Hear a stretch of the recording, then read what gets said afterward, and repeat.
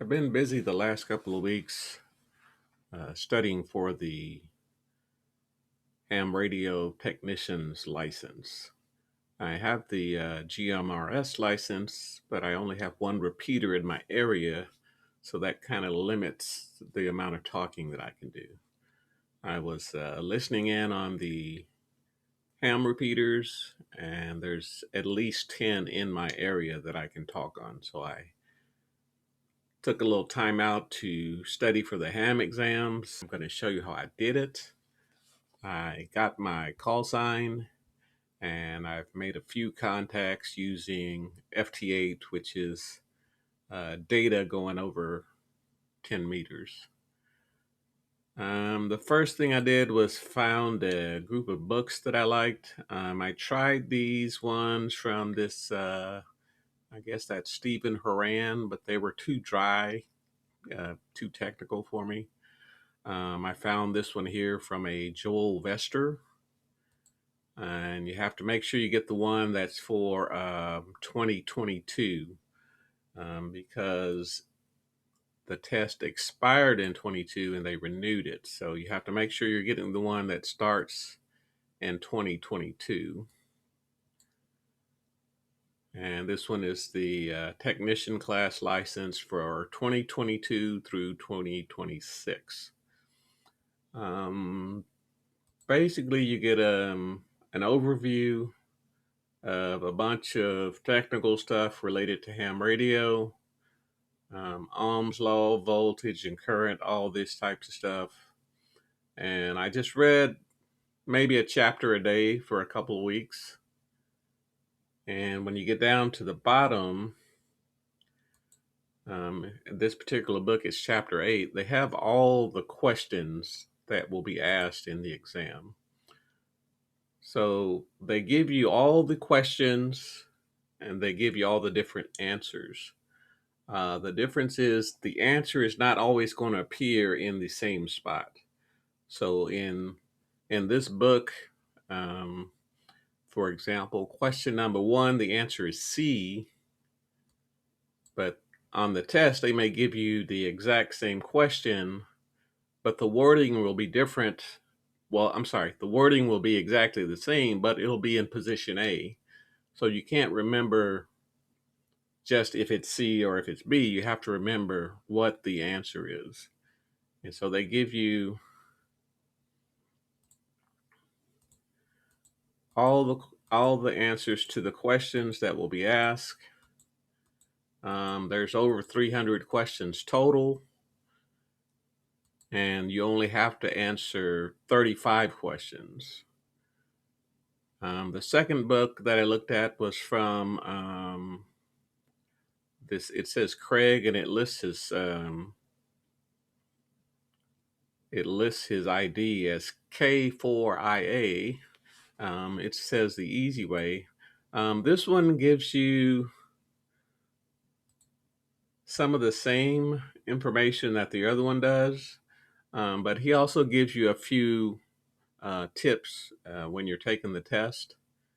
And there's some other information that's not in the other book. The other book kind of skims over it, but this one goes into more detail with it.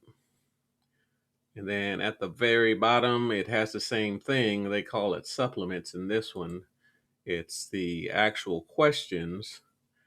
But in this one, instead of you looking at all the available options, he only gives you the answers. So he wants you to go through and read the question and be able to recognize the answer. And as you're going through here, he'll give you tips on how to take the exam. Like one of the questions was, what's the, I believe it was, what's the bandwidth for single sideband? And the abbreviation for single sideband is normally just SSB, and they'll ask you that. Well, it turned out that the bandwidth for it is going to be 3. So that's an easy way to remember that question. And he's got a bunch of more hints and tips in here. So I went through this one also. So I read both books first. And then there's also, you need to know the bands that the technician is allowed to access. I'll put this link in the notes here, but you'll look down for this letter T here. This letter T tells you that the technician license has access to it. And you see over here in 10 meters, which is 28 megahertz, the technician has this yellow, which is a single sideband phone. And it also has this red, which is RTTY and data.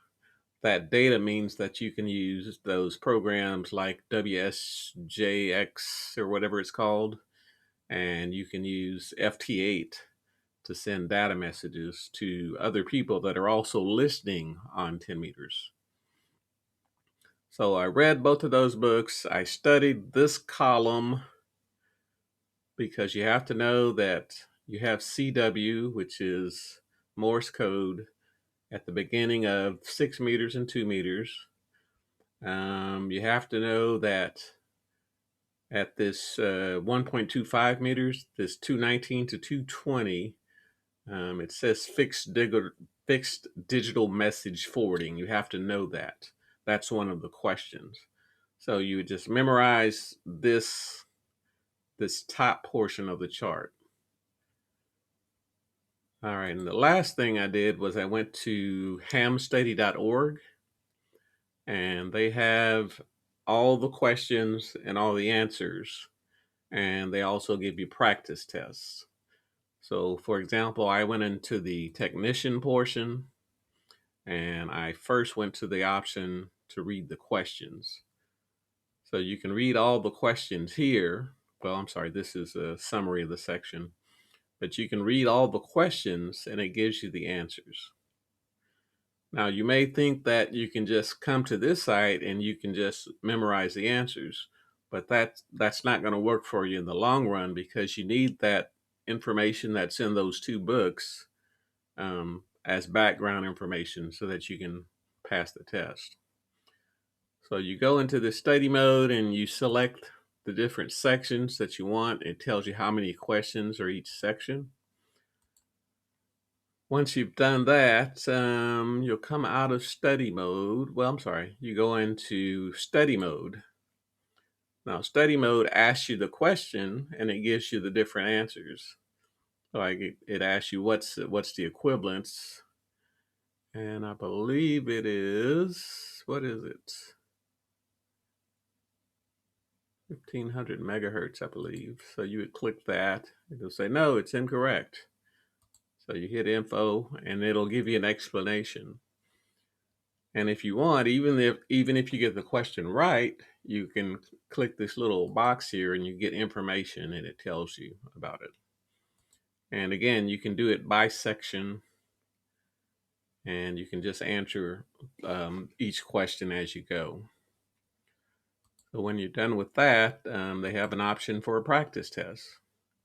And it'll actually it'll pick 35 questions at random from all the different sections that are available. And then at the end, it'll grade your test and it'll give you a score. So I did 0 over 35. So that's what I did to pass the technician ham test. I read those two books that I showed you. I looked at the graphic for the band plans to tell what frequencies the technician can talk on. And then I went to hamstudy.org and I did all the practice tests, and I reviewed the questions over for about a week, and I went to take the test. They give you the option to take the test online, which is basically a Zoom call. You'll have like 4 guys in the Zoom call just watching you take the test online. So you have to share your screen, and they're watching you to make sure that you're not looking at something. And even before the test starts, they'll have you take your camera and show what's all around the room. So you can't have any notes over here and over here and over here. And then once you take the test, they will immediately tell you if you fail or pass. If you pass, they give you the option to take the next test for free. They don't charge you for taking the test. But I only studied for the one test, and I took that one, and I got 34 out of the 35 questions. Thanks for watching. I hope this will help someone who wants to take their ham technician license, and I'll see you in the next video.